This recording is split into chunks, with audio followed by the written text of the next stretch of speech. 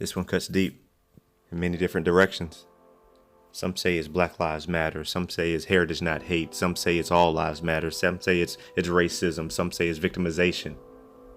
But if a man of God, as a follower of Christ in business across multiple industries, I call it distraction.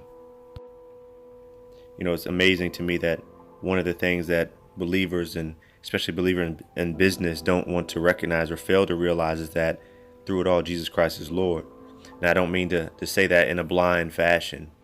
If you're going to be a believer and you're going to enter business, you have to understand who it is that's taking care of you, what it is that's taking care of you, why you're being taken care of, and how you should act accordingly. How do you get past racism? How do you get past discrimination? How do you get past misunderstandings of culture? You know, it's crazy. Through this process, I've met some of the greatest people I've ever met in my life. We've built things together that in any other situation wouldn't have had the life to be built. I've developed relationships with people that I work with so that we now are family.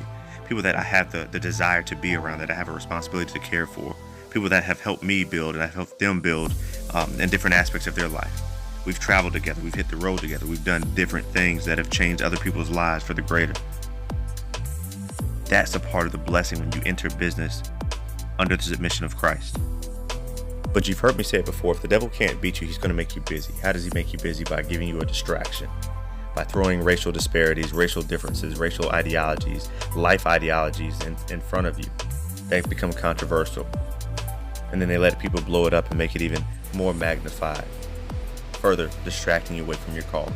Distracting you away from that business deal. Distracting you away from that partnership that you need, that God has ordained for you to partner with, even though you all may have different ideologies or different philosophies. But because of that distraction, you never make the connection. Here's a crazy thought. What if that same connection that you just avoided was the same connection that's going to get you around the curve? That you don't see what's coming around the curve, but you know God has it mapped out for you. And that map leads to a certain platform where you can speak to different people, speak in people's lives, make things happen for the better.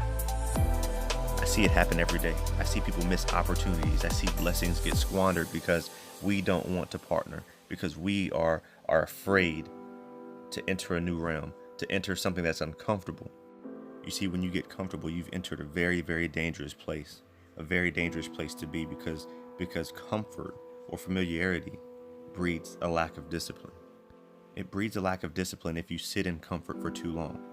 And that's where I see a lot of people make a mistake. When I'm around speaking to other people, speaking to college students, if I'm going to a professional meeting where I'm speaking to other businessmen and businesswomen, other educators, one thing I understand is that if they are comfortable, they're in trouble. I mean, so listen, there's some real life issues that need to be corrected. I'm not ignoring the fact that those realities are really there. I just choose to take a different approach that's productive. One that takes on the issue head on, but it takes it in a way that changes other people's lives for the better. I don't allow myself to become a victim. I become a solution. And that could be said and should be the same thing from anybody, no matter what side of the coin you might be sitting on. That's how we move up as a society.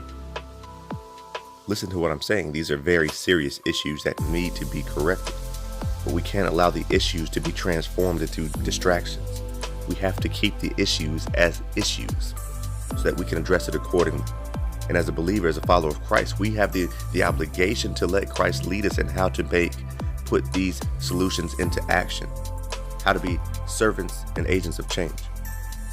You see, I'm not a Democrat, I'm not a Republican, I'm not a liberal, I'm not a conservative. I'm a child of God, which means I act as a child of God. I think as a child of God. I operate as a child of God. I don't allow emotions to take over to create distractions on what should be a focus on issues. Because when you do things right, you'll be given a platform, and you need to respect and understand that that platform is given to you with the obligation to be able to reach a diverse group of people to make sure that you can help them to be better at life, to help solve more of these issues. They don't need extremism. They don't need you to push your agenda. They don't need you to push your ideology on them. They need us. People that are hurting, people that are in need, people that are coming up need us to prepare them to attack these issues and build bridges, not walls. And then something funny happens. We can actually start having fun and enjoying each other. Okay. Okay. Show me something. Let's go!